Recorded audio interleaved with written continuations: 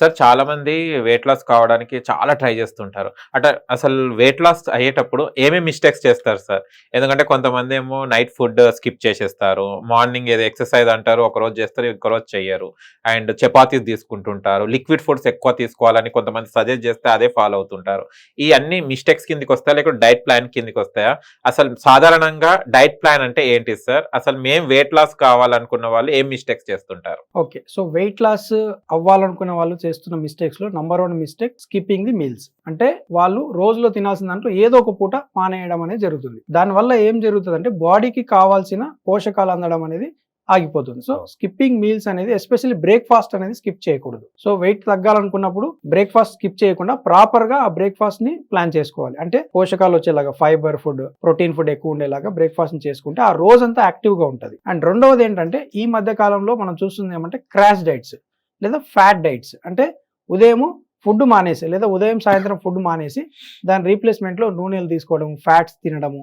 దానివల్ల ఫ్యాట్ కొంత ఇనిషియల్గా వెయిట్ లాస్ అయినప్పటికీ లాంగ్ రన్లో అది విపరీతమైన హెల్త్ ఇష్యూస్ని మనకు బాడీలోకి తీసుకొస్తుంది. అంటే దానివల్ల ఎక్కువగా సైడ్ ఎఫెక్ట్స్ వస్తాయి. అండ్ ఇంకొకటి ఏంటంటే వెయిట్ లాస్లో చేసే మిస్టేక్ ఏంటంటే ఎక్సెస్ వర్కౌట్స్. అంటే నేను ఎలాగైనా బరువు తగ్గాలని ఆల్రెడీ ఒక 80-90 కేజీలు ఉన్న వ్యక్తి ఎలాగైనా బరువు తగ్గాలని రోజుకు ఒక 2 గంటలు 3 గంటలు వర్కౌట్స్ చేయడము, సో ప్రాపర్ గా బ్యాలెన్స్డ్ గా ఫుడ్ మెయింటైన్ చేయకపోవడం వల్ల వాళ్ళ బాడీలో ఎక్కువగా ఫ్యాట్ కంటే మజిల్ కరిగిపోతుంది. సో దానివల్ల ఇంకా వాళ్ళు ఆ స్కిన్ లూజ్ అయిపోవడము, సాగింగ్ రావడము, ఎనర్జీ లూజ్ అవ్వడము, పెయిన్స్ పెరగడము, ఆ తర్వాత వర్కౌట్స్ మీద ఇంట్రెస్ట్ ఉండదు. ఒక 10-15 రోజులు చేశాక ఆపేస్తారు. ఎందుకంటే ఆ పెయిన్స్ విపరీతంగా పెరుగుతాయి. సో బరువు ఉండి పెయిన్స్ లేవు, బట్ ఎప్పుడైతే బరువు తగ్గాలనుకుంటున్నప్పుడు ఎక్సర్సైజ్ చేసి ఆ పెయిన్స్ ఎక్కువైపోయేసరికి ఆ మోటివేషన్ వెళ్ళిపోతుంది అనమాట. సో ఎక్సర్సైజ్ అనేది ఒక కామన్ మిస్టేక్స్ లో చేస్తుంటారు. ఎక్సర్సైజ్ బ్యాడ్ కాదు, బట్ ఎక్సెసివ్ ఎక్సర్సైజ్ అనేది ఎక్సర్సైజ్ మాత్రమే వెయిట్ లాస్ కి మార్గం అనేది రాంగ్ అనమాట.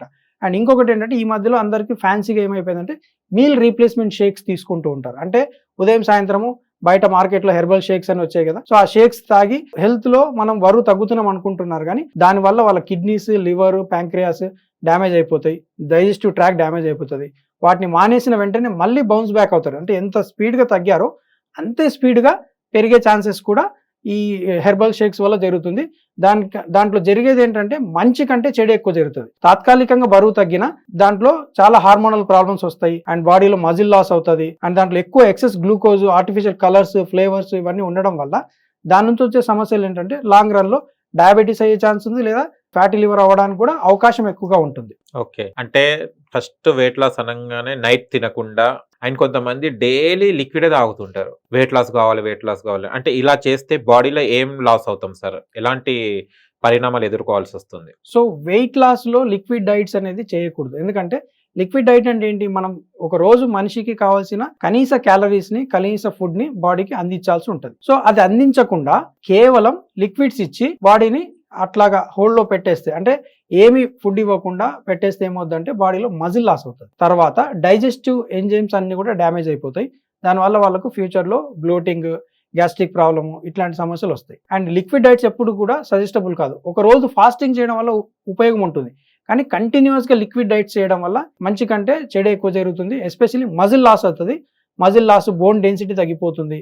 అండ్ ఇట్లా అంటే ఎలాంటి సజెషన్స్ లేకుండా యూట్యూబ్లోనో లేకపోతే ఎక్కడైనా ఎవరైనా చెప్పింది విని డైరెక్ట్ గా చేశారంటే దాంట్లో చాలా సమస్యలు మొదలవుతాయి. అంటే వెయిట్ లాస్ కోసం చాలా మంది చాలా ప్రోడక్ట్స్ చెప్తున్నారు. అంటే ఇప్పుడు మన యూట్యూబ్ ద్వారా మనం ఆ ప్రోడక్ట్స్ చెప్పకూడదు, కానీ ఎలాంటి గైడెన్స్ లేకుండా మనం ఒకవేళ పాటిస్తే హెల్త్ ఎలా ఇష్యూస్ అవుతాయి సార్? వెయిట్ లాస్ కానీ చాలా ప్రోడక్ట్స్ వాడుతున్నారు చాలా మంది. సో వెయిట్ లాస్ లో ప్రోడక్ట్స్ అనేది పక్కకు పెడితే వెయిట్ లాస్ కి ప్రొడక్ట్ లేదు. ఎవరైనా ఇది తాగితే వెయిట్ లాస్ అవుతారంటే దానివల్ల చెప్పాను కదా, డైజెస్టివ్ ట్రాక్ అంతా డ్యామేజ్ అయిపోతుంది. రెండోది ఏంటంటే చాలా వరకు మార్కెట్లో ఉండే ఈ ఎంటీ స్టమక్ లో మీల్ రీప్లేస్మెంట్స్ అన్ని కూడా, ఈ ప్రోడక్ట్స్ అన్ని కూడా ఏం చేస్తాయంటే ఆకలిని చంపేస్తాయి. అంటే ఆకలిని చంపేస్తే ఏమవుతుంది, వాళ్ళు ఆహారం తీసుకున్నప్పుడు ఖచ్చితంగా బరువు తగ్గుతారు. సో దానివల్ల సైడ్ ఎఫెక్ట్స్ ఎక్కువ. కానీ సప్లిమెంట్ అనేది బ్యాడ్ కాదు. సప్లిమెంట్ చాలా ఆర్గానిక్ సప్లిమెంట్స్ ఉంటాయి. సో దానివల్ల మంచి యూజెస్ కూడా ఉంటాయి. సప్లిమెంట్ ఎప్పుడు కూడా ఫుడ్ కి అడిషనల్ గా 20-30% సపోర్ట్ కోసం తీసుకోవాలి తప్ప రీప్లేస్మెంట్ చేయకూడదు. వెయిట్ లాస్ కి ఎట్లాంటి ప్రోడక్ట్స్ లేవు, అవి అన్ని ఫేక్ ప్రోడక్ట్స్. అలాగే దాంతోపాటు అది లాంగ్ రన్ లో డూయబుల్ కాదు. ఏదైనా మనము వెయిట్ లాస్ అవ్వాలి అన్నప్పుడు సస్టైనబుల్ గా వెయిట్ లాస్ అవ్వాలి. అంటే క్రమ పద్ధతిలో తగ్గాలి. ఫుడ్ తింటూ ప్రాపర్ గా లైఫ్ ని బ్యాలెన్స్ చేస్తూ ఫుడ్ లో బ్యాలెన్స్ చేస్తూ తగ్గాలి. అట్లా తగ్గితే అది పర్మనెంట్ వెయిట్ లాస్ అవుతుంది, హెల్త్ గెయిన్ అవుతుంది. హెల్త్ లాస్ అవ్వకుండా జరగాలి. వెయిట్ లాస్ అవ్వాలి కానీ హెల్త్ లాస్ అవ్వకూడదు. చాలా మంది ఏం చేస్తారంటే టెంపరీగా తగ్గి మళ్ళీ దాని నుంచి వచ్చే కాంప్లికేషన్స్ ఫేస్ చేస్తారు. అంటే ఒక 3 నెలలు ఒక 10 కేజీలు తగ్గారనుకోండి, ఆ తర్వాత మానేసినాక మళ్ళీ పెరగడం ఒకటే అవ్వదు అక్కడ. దాంతో పాటు మిగతా హెల్త్ ఇష్యూస్ కూడా వాళ్ళ లైఫ్ లోకి వెల్కమ్ చెప్పినట్టు ఉంటుంది. సో కాబట్టి ఖచ్చితంగా వెయిట్ లాస్ అవ్వాలనుకున్నప్పుడు బ్యాలెన్స్డ్ గా చేయాలి. ఫుడ్ లో బ్యాలెన్స్డ్ గా తినాలి. అప్పుడు బాడీ వెయిట్ లాస్ ఆటోమేటిక్ గా అవుతుంది. ఆ బ్యాలెన్స్ ఎలా అవ్వాలి అనేది ఒక న్యూట్రిషనిస్ట్, డైటీషియన్, హెల్త్ ఎక్స్పర్ట్స్ మాత్రమే చెప్పగలుగుతారు. ఎక్కడంటే అక్కడ విని ఎవరో చెప్పింది విని చేస్తే దానివల్ల శరీరానికి నష్టమే చేస్తాము. దానివల్ల ఫ్యూచర్ లో చాలా కాంప్లికేషన్స్ ఫేస్ చేయాల్సి ఉంటుంది. కొంతమంది చపాతీ తింటుంటారు నైట్ పూట, వెయిట్ లాస్ అవుతామని నైట్ పూట 2 చపాతీస్ 1 చపాతీస్ తింటుంటారు. చపాతీ తినడంలో డైట్ ప్లాన్ అంటే వెయిట్ లాస్ కి యూజ్ అవుతుందా సార్? చపాతీ అనేది కార్బోహైడ్రేట్స్ కింద వస్తుంది. అది కూడా ఎక్కువగా మనం తీసుకునే చపాతీలన్నీ కూడా ఎక్కువగా ప్రాసెస్ చేయబడినవి, పాలిష్ చేయబడినవి. అంటే ప్రాసెస్ చేసిన తర్వాత మిగిలేది ఏంటి? కేవలం పిండి పదార్థాలు. పిండి పదార్థాలు తింటున్నప్పుడు చపాతీ అనేది వెయిట్ లాస్ కి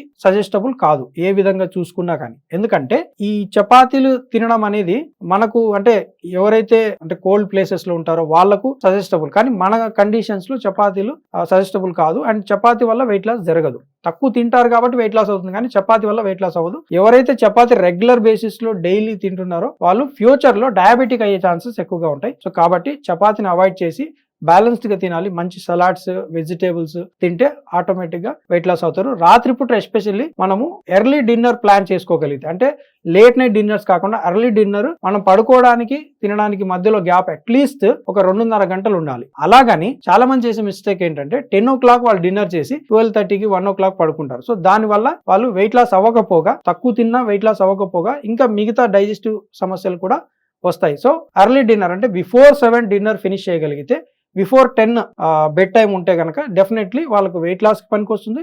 హెల్త్ కూడా చాలా బెటర్ అవుతుంది. స్లీప్ క్వాలిటీ పెరుగుతుంది. ఎప్పుడైతే స్లీప్ క్వాలిటీ పెరుగుతుందో దాంట్లో ఏమవుతుందంటే రికవరీ రేట్ పెరుగుతుంది. అంటే ఒక రోజులో మనం ఫుడ్ ద్వారా లేదా మన యాక్టివిటీస్ ద్వారా మన బాడీకి చాలా డ్యామేజెస్ జరుగుతాయి, చాలా టాక్సిక్ ఎలిమెంట్స్ పెరుగుతాయి బాడీలో, అండ్ చాలా స్ట్రెస్లోకి వెళ్తుంది బాడీ. అదంతా కూడా రాత్రి పడుకున్న తర్వాత రికవరీ జరగాలి, రిపేర్ జరగాలి. ఆ రిపేర్ జరగడానికి కనీసం ఒక 6 నుంచి 8 గంటలు ప్రాపర్ స్లీప్ అనేది ఇంపార్టెంట్. సో ఎర్లీ డిన్నర్ వల్ల చాలా బెనిఫిట్స్ ఉంటాయి. చపాతీ వల్ల ఎట్టి పరిస్థితుల్లో వెయిట్ లాస్ అనేది జరగదు.